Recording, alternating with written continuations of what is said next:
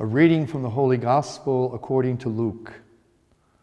The angel Gabriel was sent from God to a town of Galilee called Nazareth, to a virgin betrothed to a man named Joseph of the house of David, and the virgin's name was Mary. And coming to her, the angel said, "Hail, full of grace, the Lord is with you." The Gospel of the Lord. Praise to you, Lord Jesus Christ. You know, there are hundreds of great paintings depicting Mary at the Annunciation. And often a lot of these paintings depict Mary with a peaceful smile on her face. She's looking rather pious and serene toward a warm light of unknown origin, seemingly on the verge of spiritual ecstasy. So why is the angel saying in the gospel, "Do not be afraid"?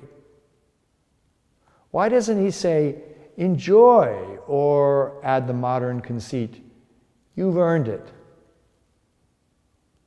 To understand the angel's words, we have to turn to another artist, Rembrandt. Rembrandt pondered the Annunciation, and though he never painted the scene, he did make a sketch of his idea for such a painting. And in that sketch, what we see is Gabriel trying to hold Mary up as she falls from her chair. The angel has just greeted her with "Hail" or "Rejoice." And that was all right. So far, so good. It was the rest that got her. "You have found favor with God." In those days, as in these, if you would but think about it, to find favor with God was definitely not always something necessarily to rejoice over. To be sure, to find favor with God meant that God had noticed you and loved you deeply. That was a plus. But it also implied that God had a great task for you, a task that sometimes, maybe often, meant sacrifice and suffering.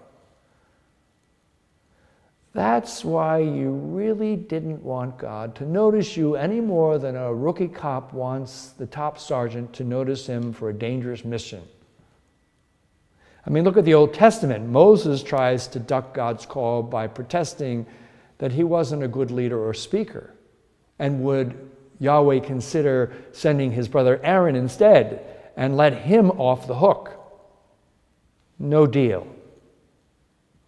The prophet Isaiah, suddenly finding favor with Yahweh, said, "No, don't notice me, please. Don't send me. I stutter." And God said, "No problem," and sent angels with burning coals to correct his impediment, leaving Isaiah struggling to come up with another excuse. Jonah did this Robert De Niro version thing where when he was summoned, it was that kind of reaction where he was going, "Me? You talking to me? Because I'm the only one here." And then he ran in the other direction. Peter put on his best Uriah Heep face when he said, "Depart from me, Lord, for I am a sinful man." And he said that not because he looked poor next to Jesus, but because Jesus had just grabbed him by the hand to pull him out of the waters.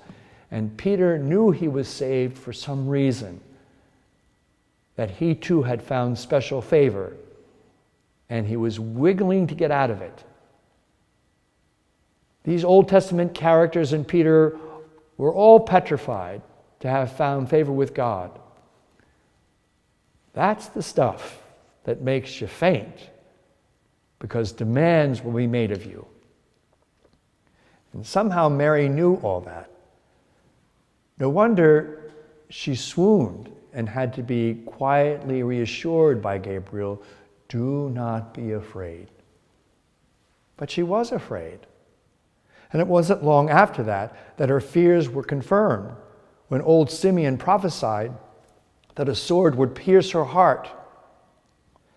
Mary's yes, sincere but hesitant, was given at a great price. And that's her greatness. I mean, we romanticize Mary as having an open, spontaneous, generous heart, singing out her yes. It was indeed generous, but only because it was tinged with fear and laced with trust. She had found favor, and she said yes, though surely her next thought was, what would lie ahead? Finding favor with God is a mixed blessing. I make a point of all this to remind you that at one time, perhaps long ago, every one of us has had his or her own annunciation. Now, we call that annunciation baptism, when we, having found favor with God, were called chosen, his children of the light. Perhaps, like the others we mentioned, had we been of age or had our parents fully realized what all this meant, we too would have been afraid and asked for an extension, like some of the early Christians who put off baptism because they felt they were not quite ready for all that it entailed. The fact is, to say yes to the mighty and wonderful God is both liberating and fearful, but we treat it so lightly. Today, because familiarity breeds contempt, the call and the response at baptism are taken as easily, almost casually. The transaction has become merely an ethnic or social affair separated from commitment. No, to have been found with God's favor is a precious treasure, but its ramifications should make us, like Mary, afraid and yet at the same time excited with the challenge of making a difference in this world if we are true to our yes. The bottom line of the Annunciation scene is that finding favor with God, Mary was at a crossroads. In her song to her cousin Elizabeth, she sang, "He who is mighty has done great things for me." But she also knew she would have to do great things for God. In virtue of our own baptisms, our calls, may it be with us.